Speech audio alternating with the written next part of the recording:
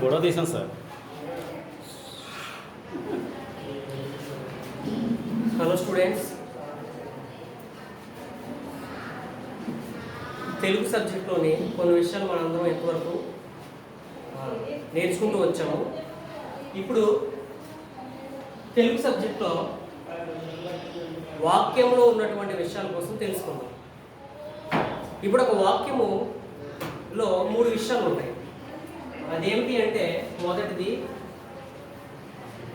కర్త, 2 కర్మ, 3 క్రియ. ఈ 3 విషయాలు వాక్యంలో ఉంటాయి. తెలుగు భాషలో మొదట కర్త మొదటి స్థానంలో ఉంటుంది ఎప్పుడు కూడా. 2వ స్థానంలో కర్మ ఉంటుంది. 3వ స్థానంలో క్రియ ఉంటుంది. అది ఎలాగంటే, ఇప్పుడు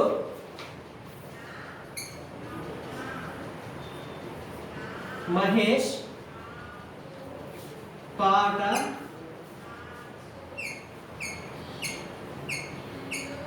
పాడాడు. ఇక్కడ చూడండి, మీరు సరిగ్గా గమనిస్తే ఇది కర్త. మొదటి స్థానంలో తెలుగు భాషలో ఎప్పుడు కూడా కర్త ఉంటుంది.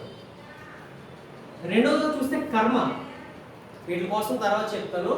3వదిగా చూస్తే క్రియ. ముందు కర్త అంటే ఏమిటి అనే విషయానికి వస్తే, పనిని చేసేవాడు కర్త. సింపుల్గా మనం గుర్తుపెట్టుకోవాలంటే, కర్త అంటే ఎవరు? పనిని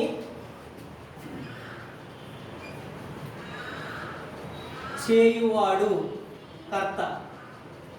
అంటే పనిని చేసే ప్రతి వ్యక్తి కూడా కర్త అవుతాడు తెలుగు భాషలో. 2 క్రియ.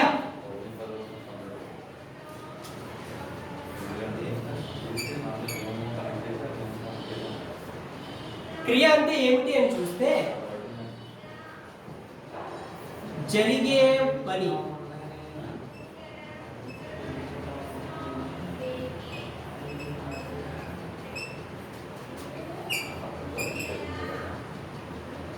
క్రియ అంటే అర్థం ఏమిటి అంటే, జరిగే పని లేదా జరిగిన పని, జరిగే పని లేదా జరిగిపోయినటువంటి పని. లేదా ఇంకొక విధంగా చెప్పాలంటే, మనకు క్రియ అంటే ఏమిటి అంటే, పనిని తెలిపేది. పనిని తెలిపేది ఏమిటి అంటే క్రియ. ఇప్పుడు మధ్యలో కర్మ ఉన్నది.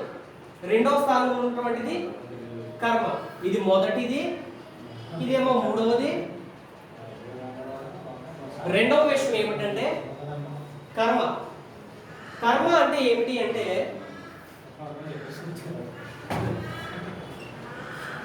కర్మ అంటే ఈ కర్త చేస్తున్నటువంటి ఈ పని యొక్క ఫలితాన్ని పొందుకునేది ఏంటంటే కర్మ అవుతుంది. అది మనం వర్డ్స్ లో రాయాలంటే, కర్త చేసే పని యొక్క ఫలితాన్ని పొందుకునేది.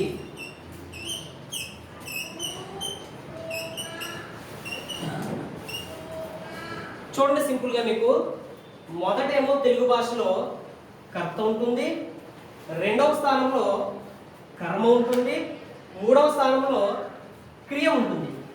కర్త అంటే ఏమిటి అంటే, పనిని చేసేవాడు లేదా పనిని చేసే వ్యక్తిని ఏమంటారు? కర్త అని అంటారు. 2వదిగా చూస్తే కర్మ. కర్మ అంటే ఏమిటి అంటే, ఈ వాక్యంలో ఉన్నటువంటి 3వ స్థానంలో పని జరిగింది కదా, ఈ పాడడం, ఈ కర్త చేసేటువంటి పని యొక్క ఫలితాన్ని పొందుకునేది ఏమవుతుంది? కర్మ అవుతుంది. 3 క్రియ. ఈ కర్త చేసేటువంటి పని, జరిగిన పని లేదా జరుగుతున్నటువంటి పని. ఏమవుతుంది?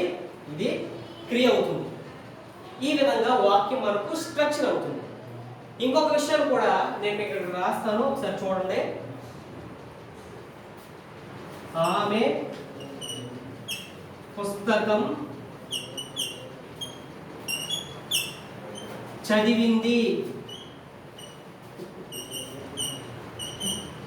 ఇక్కడ కూడా చూడండి, ఆమె అన్నది ఏంటి? కర్త. ఈ కర్త అనేది పేర్ల రూపంలో ఉంటుంది, లేదా సర్వనామంలో కూడా ఉంటుంది, లేదా నామవాచకంలో కూడా ఉంటుంది. ఇప్పుడు ఆమె అనేది కర్త. 2 పుస్తకం అనేటువంటిది కర్మ, చదివింది అనేటువంటిది క్రియ. ఈ విధంగా మనకు వాక్యంలో కర్త, కర్మ, క్రియ అనేటువంటివి ఉంటాయి. ఇక్కడ మనం కర్త కోసం కానీ ఆలోచిస్తే, కర్త మనకు సర్వనామంలో ఉండొచ్చు, లేదా నామవాచకంలో ఉండవచ్చును. అంటే చూడండి, నామవాచకం అంటే పేర్లు, సర్వనామం అంటే ఆమె, అతడు, అది, వాడు, ఇతను, వీడు, వారు, వీరు. ఈ పదాలన్నీ కలిసి ఏమవుతాయి? సర్వనామములు అవుతాయి. అది భాషా భాగంలో వేరే అంశంలోనికి వస్తుంది. అయినప్పటికీ కూడా ఇప్పుడు ఒక్కసారి చిన్న టాపిక్ని కానీ మనం ఆలోచిస్తే, ఈ కర్త అనేది ఏ రూపంలో ఉంటుంది? 1 నామవాచకంలో ఉంటుంది,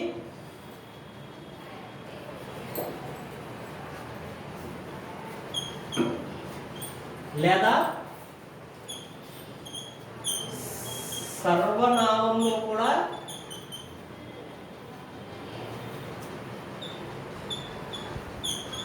ఉంటుంది. ఏది? కర్త. కర్త రూపాలు ఏంటి? సర్వనామం లేదా నామవాచకం. ఇంకా డీటెయిల్గా వెళ్ళాలంటే వేరే అంశంలో మీకు భాషా భాగాలు అనేటువంటి పార్ట్ ఆఫ్ స్పీచ్లో మీకు ఈ కర్త కోసం విపులంగా మీరు తెలుసుకుంటారు. నెక్స్ట్ కర్మ కోసం మీకు అంతలా చెప్పనవసరం కూడా లేదు. 3వది ఏంటంటే క్రియ. ఈ క్రియ అంటే ఏమిటి అంటే, ముందే చెప్పాను మీకు, క్రియ అంటే పనిని తెలియజేసింది, లేదా జరుగుతున్నటువంటి పని, లేదా జరిగిన పని. ఏమిటది? క్రియ. ఈ క్రియ 3 రూపాల్లో ఉంటుంది ఎప్పుడు కూడా. క్రియకి ఎన్ని రూపాలు ఉంటాయి? 3 రూపములు ఉంటాయి క్రియకు. మొదటి రూపము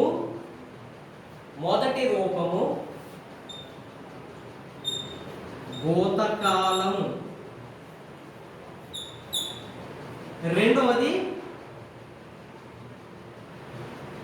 వర్తమాన కాలం, 3వది భవిష్యత్ కాలం. ఈ క్రియ ఎన్ని రూపాల్లో ఉంటుంది? 3 రూపాల్లో ఉంటుంది. అదేమిటి? భూతకాలము, వర్తమాన కాలము, భవిష్యత్ కాలము. సో ఇదే వాక్యాన్ని ఈ 3 రూపాల్లో రాసి చూపిస్తాను, ఒకసారి చూడండి. మొదటిగా చూస్తే భూతకాలము.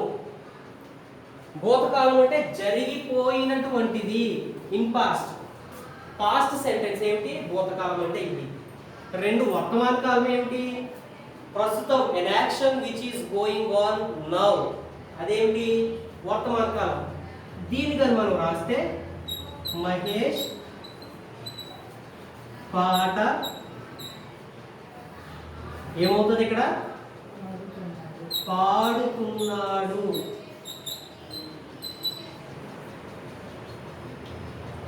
మూడవది భవిష్యత్ కాలం. ఇది ఫ్యూచర్ లో జరిగేటువంటి పని, an action which is going on future, that is called భవిష్యత్ కాలం, ఫ్యూచర్ టెన్స్. అదేమిటి అంటే మహేష్ పాట పాడుతాడు, లేదా పాడును. ఈ విధంగా 3 కాలములలో మనకు ఈ యొక్క క్రియ అనేది ఉంటుంది. దీన్నే చూస్తే మనం వెర్బ్ 1 అంటాం ఇంగ్లీష్లో, దీన్ని వెర్బ్ 2 అంటాం, దీన్ని వెర్బ్ 3 అంటాం ఆంగ్ల భాషలో కానీ చూసుకుంటే. ఇంగ్లీష్లో కానీ చూసుకుంటే మనకు కర్త ఇటువైపుకి వెళ్తుంది, క్రియ ఇటువైపు వస్తుంది. దానికోసం మీకు అవసరం లేదు. సో ఇప్పుడు చూస్తే మనం కర్త కోసం, కర్మ కోసం, క్రియ కోసం చూసాం. ఇప్పుడు ఈ క్రియ ఎన్ని రూపాల్లో ఉంటుంది? 3 రూపములలో. ఏమిటది? భూతకాలము, వర్తమాన కాలము, భవిష్యత్ కాలం. ఈ 3 కాలములలో క్రియ అనేది ఉంటుంది. ఇది క్రియను గురించి సంబంధించినటువంటి రూపములు. నెక్స్ట్ ఇంకోటి ఏంటంటే క్రియ యొక్క రకాలు. క్రియ యొక్క రకాలు చూస్తే ఒకటి సమాపక క్రియ. సమాపక క్రియ మొదటిది ఏమిటి? సమాపక క్రియ. సమాపక క్రియ అంటే ఏమిటి అంటే, సమాపక క్రియ అంటే ఏమిటి అంటే ఇక్కడ చూడండి, ఒక ఉదాహరణకు ఇక్కడ రాసుకున్నాను.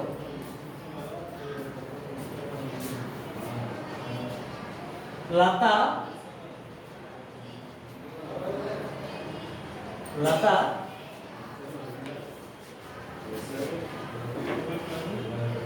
బడికి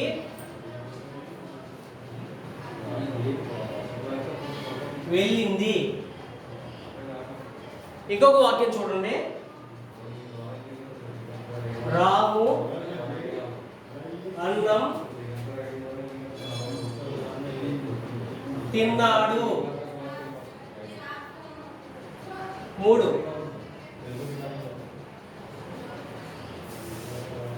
శ్రీరామ్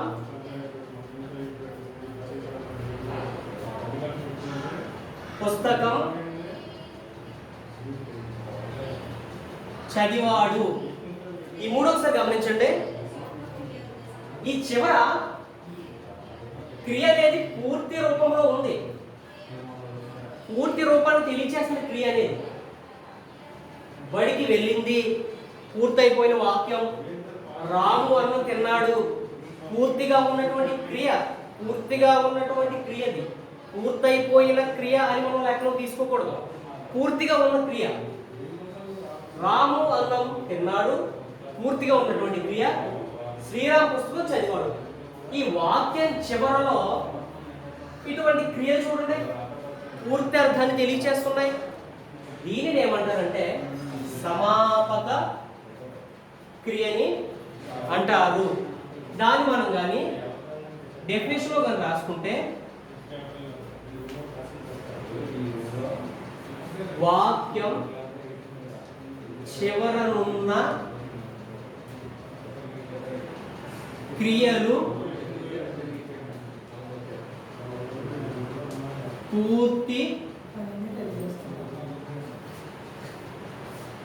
పూర్తి పనిని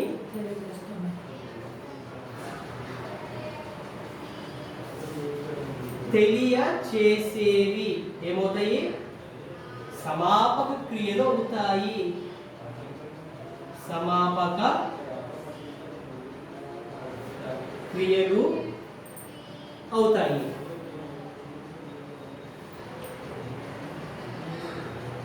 ఓకే, ఇదన్నమాట క్రియ యొక్క రకాలు. మొదటిది సమాపక క్రియ అంటే వాక్యం చివర ఉన్నటువంటి క్రియలు పూర్తి పనిని లేదా పూర్తి అర్థాన్ని తెలియచేస్తాయి. అవేంటి? సమాపక క్రియలు అవుతాయి అన్నమాట. అంటే సమాపక క్రియలు అంటే అర్థం ఏమిటి? వాక్యం చివరున్న క్రియలు పూర్తి అర్థాన్ని తెలియచేస్తాయి. పూర్తయిపోవడం కాదు, అది గుర్తుపెట్టుకోవాలి. ఇక్కడ వాక్యం పూర్తిగా ఉంది కాబట్టి పూర్తయిపోయిన ప్రతి క్రియ కూడా సమాపక క్రియ అవుతుందని అనుకోకండి. పూర్తి అర్థాన్ని తెలియచేయాలి.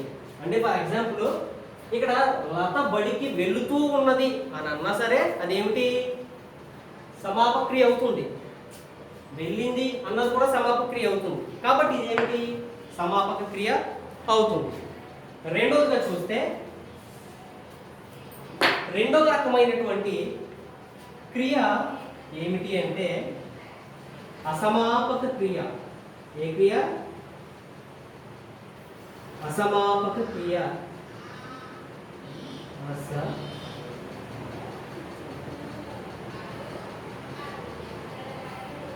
అసమాపక క్రియ ఇక్కడ పేరులోనే ఉంది.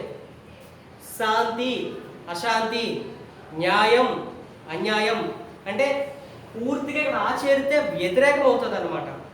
అంటే దీని ప్రకారం మనం ఏం చెప్పాలి? ఇది అసమాపక క్రియ అంటే సమాపక క్రియకు పూర్తిగా వ్యతిరేకమైనటువంటిది అని మనం డెఫినేషన్లో కూడా వ్యతిరేకంగానే చెప్పొచ్చు. వాక్యం చివర ఉన్న క్రియలు అన్నాం ఇక్కడ. కానీ ఇక్కడికి వచ్చేటప్పటికి ఎలా మారుతుందో ఒకసారి చూడండి. ఇక్కడ వాక్యంలో చివర కాదు, లోపల. వాక్యము లోపల ఉన్న క్రియలు పూర్తి అర్థాన్ని తెలియచేవు లేదా పూర్తి పనిని తెలియచేవు. మేడం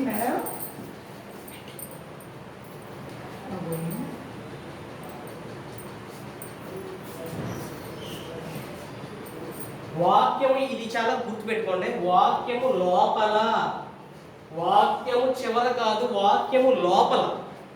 వాక్యము లోపల ఉన్న క్రియలు అంటే ఒక ఎగ్జాంపుల్ ఇస్తాను చూడండి.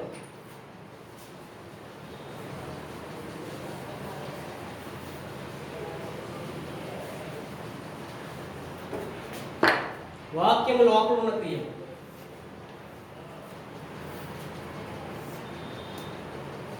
ఇదే తీసుకుంటే లత.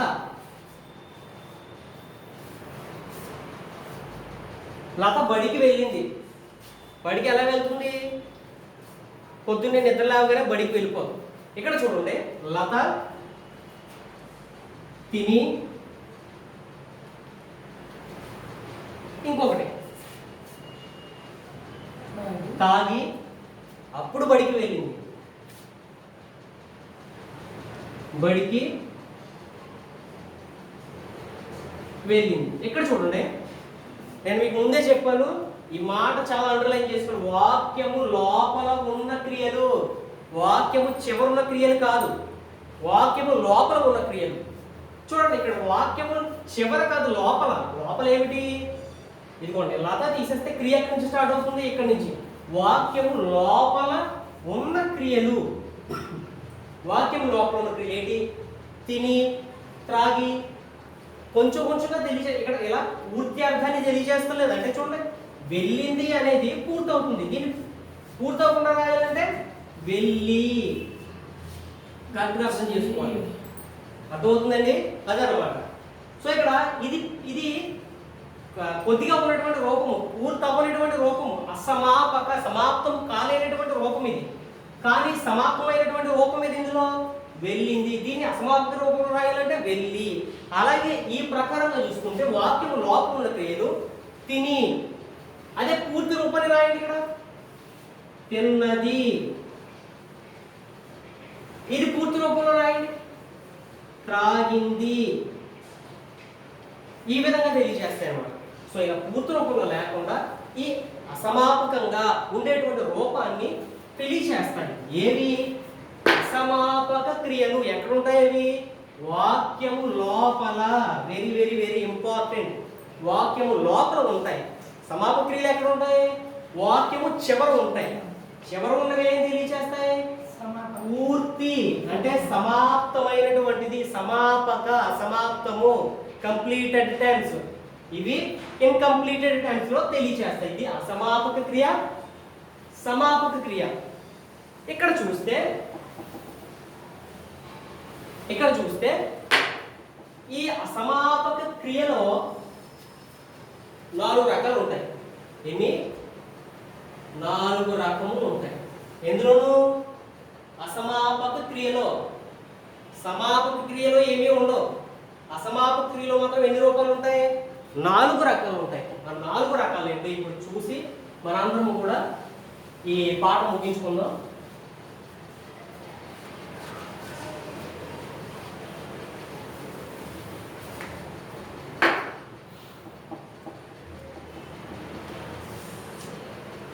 హెడ్డింగ్,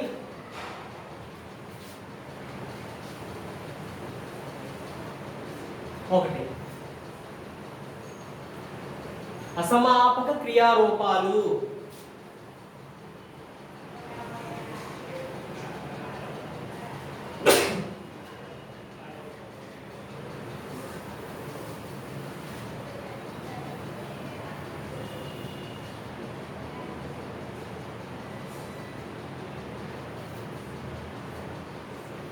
అసమాపక క్రియారూపాలు ఇందులోకి వచ్చేటప్పటికి 4 రకములుగా ఉంటాయి. అవి మీకు చూపించి సెలవు తీసుకుందాం. అసమాపక క్రియారూపములలో మొట్టమొదటిది ఏమిటి అంటే క్వార్థకం అంటారు. కాకి తావొత్తిచ్చి కింద వావొత్తు ఇవ్వాలి, క్వార్థకం.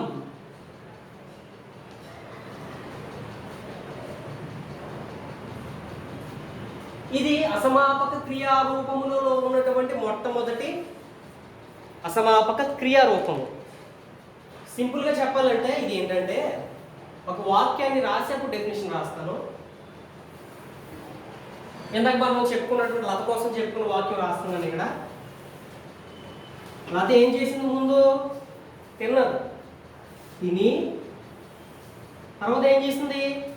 తాగింది, తాగి అప్పుడు ఏం చేసింది? బడికి వెళ్ళింది, బడికి వెళ్ళింది. అసమాపక క్రియ ఎక్కడ ఉంటే లోపల ఉంటాయి. చూడండి, లత తిన్నది, తాగింది, అప్పుడు బడికి వెళ్ళింది. తినడం అనేది పూర్తయిందా లేదా? తినడం అయింది పూర్తయిందా లేదా? తిన్న తర్వాత తాగింది. ఈ రెండు జరిగిన తర్వాత ఆమె బడికి వెళ్ళింది. సో ఇక్కడ తినడం అనేటువంటిది పూర్తయిపోయింది. ఆల్రెడీ పూర్తయిపోయినా ఇక్కడ పూర్తి రూపంగా లేదనుకోండి, పూర్తయిపోయిన క్రియ ఇది పూర్తయిపోయింది. ఇది ఏ టెన్స్లో ఉంది? ఆమె తిన్నది, తాగింది, తర్వాత ఎక్కడికి వెళ్ళింది? బడికి వెళ్ళింది. ఇది ఏ టెన్స్లో ఉంది? వెర్బ్ 1లో ఉందా, 2లో ఉందా, 3లో ఉందా అంటే భూతకాలంలో ఉందా, వర్తమాన కాలంలో ఉందా, భవిష్యత్ కాలంలో ఉందా? భూతకాలంలో ఉందా వాక్యం. అది గుర్తుపెట్టుకోండి. ఏ కాలంలో ఉంది? భూతకాలంలో ఉంది. భూతకాలం అంటే ఏమిటి? జరిగిపోయినటువంటి కాలం, పాస్ట్ టెన్స్. పాస్ట్ టెన్స్ లో ఉంది.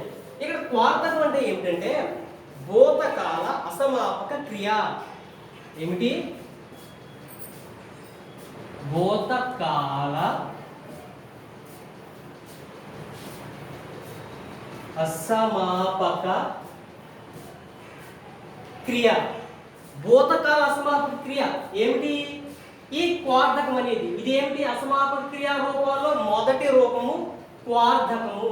అంటే ఏమిటి అంటే భూతకాల అసమాపక క్రియ. అసలు అసమాపక క్రియ అంటే ఏం చెప్పాను నేను ముందు? వాక్యం లోపల ఉన్న క్రియలు పూర్తి అర్థాన్ని చూపించవు. ఇదిగో పూర్తి అర్థాన్ని చూపించలేదు. ఏంటి? ఇది తిని తాగి. పూర్తి అర్థాన్ని చూపించలేకపోయినా పనులు పూర్తయ్యాయి. అంటే ఎక్కడున్నాయి? ఈ రెండు కలిసి భూతకాలంలో ఉన్నాయి. కానీ ఏ రూపంలో ఉన్నవి? అసమాపక క్రియా రూపాల్లో ఉన్నాయి. అసమాపక క్రియా రూపంలో ఉండి భూతకాలంలో ఉన్నాయి కాబట్టి క్వార్థకం అంటే భూతకాల అసమాపక క్రియ అని మనము అర్థం చేసుకోవాలి. రాము లేచి ముఖము కడుక్కుని పుస్తకం చదివాడు. ఈ వాక్యాన్ని కూడా మనము తీసుకోవచ్చు. రెండవదిగా ఏమిటి అంటే అసమాపక క్రియా రూపాల్లో రెండవది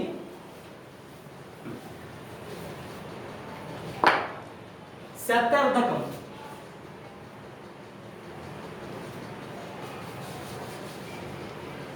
శతార్థకం అంటే ఏంటి అంటే వర్తమాన కాల అసమాపక క్రియ. వర్తమాన కాల అసమాపక క్రియ. ఇక్కడ చూడండి, ఒక వాక్యం రాస్తాను. రాజు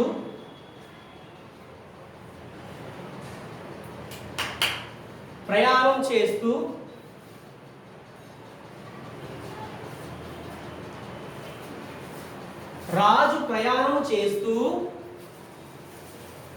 మాట్లాడుతూ ఉన్నాడు.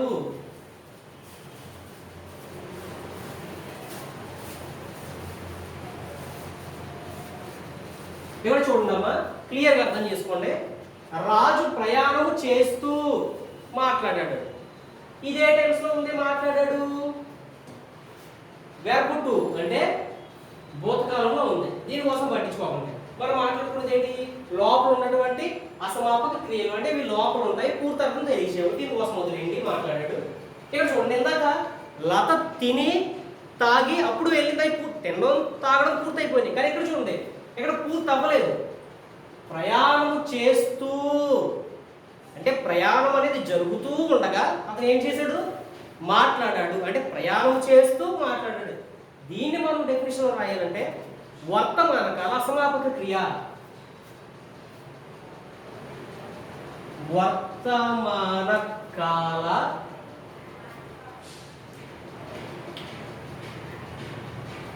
అసమాపక క్రియ. వర్తమాన కాల అసమాపక. వర్తమాన కాలం అంటే ఏంటి? ఏదైతే పని జరుగుతూ ఉన్నదో దాన్ని ఏమంటారు? Past continuous tense. దాన్ని ఏమంటారు?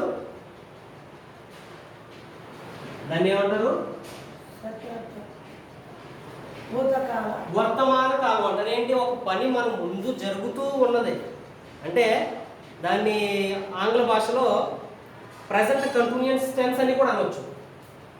ఈ వాక్యం చూసుకుంటే పాస్ట్ కంటిన్యూస్ టెన్స్ లో ఉంది. ఓకే, వర్తమాన కాల అసమాపక క్రియ.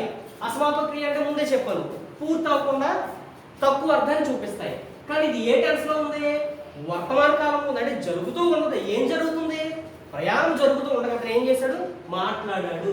ప్రయాణం జరుగుతూ ఉండగా అతను మాట్లాడాడు. కాబట్టి దీన్ని ఏమంటారు? వర్తమాన కాల అసమాపక క్రియను క్వార్థకం అంటారు. ఇక మూడవది చూస్తే ఛేదర్థకం. ఏంటది?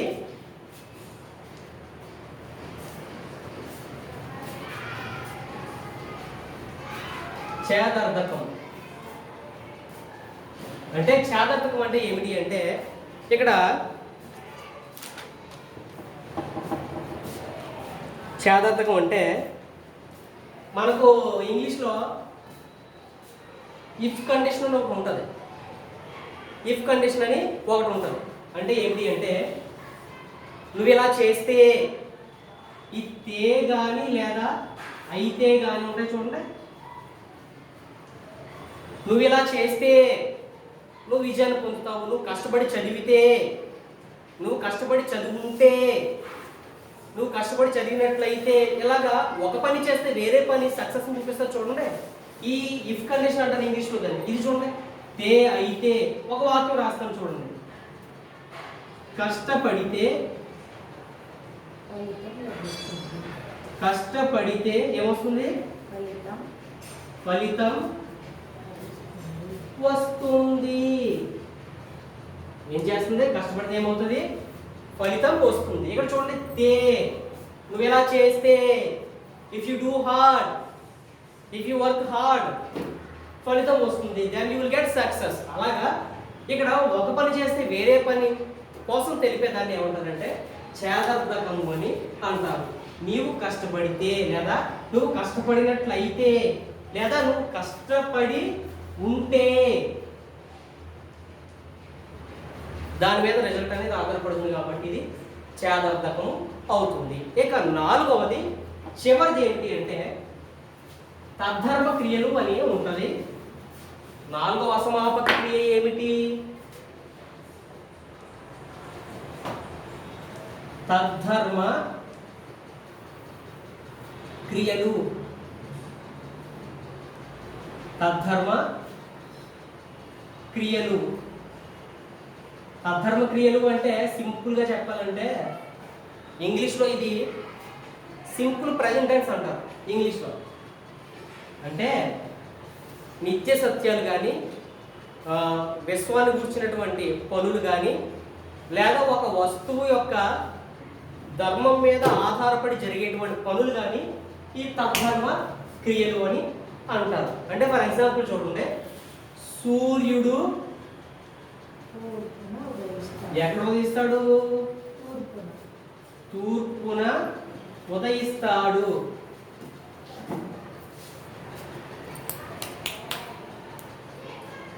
సూర్యుడు ఎక్కడ ఉదయిస్తాడు? తూర్పున ఉదయిస్తాడు. ఇది నిత్య సత్యం అన్నమాట. ఆకాశంలో తారలు మెరుస్తూ ఉన్నవి. ఇది నిత్య సత్యాలు. సింపుల్ ప్రజెంట్లో జరిగేటువంటి పనులు కాబట్టి వీటిని తద్ధర్మ క్రియలు అంటారు.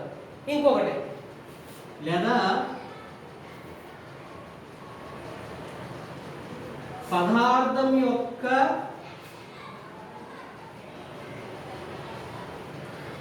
ధర్మాన్ని బట్టి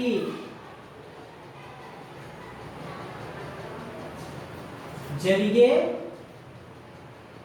పనులు. ఒకటి విశ్వసత్యాలు, రెండు పదార్థాన్ని బట్టి పదార్థం యొక్క ధర్మాన్ని బట్టి జరిగే పనులు. అంటే చూడండి, పక్షి ఎక్కడ ఎగురుతుంది? ఆకాశంలో ఎగురుతుంది.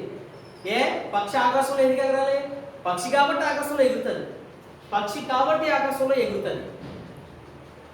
అందుకు మనం పదార్థం యొక్క ధర్మాన్ని బట్టి జరుగుతుంది. పక్షి కాబట్టి ఎక్కడ ఎగురుంది?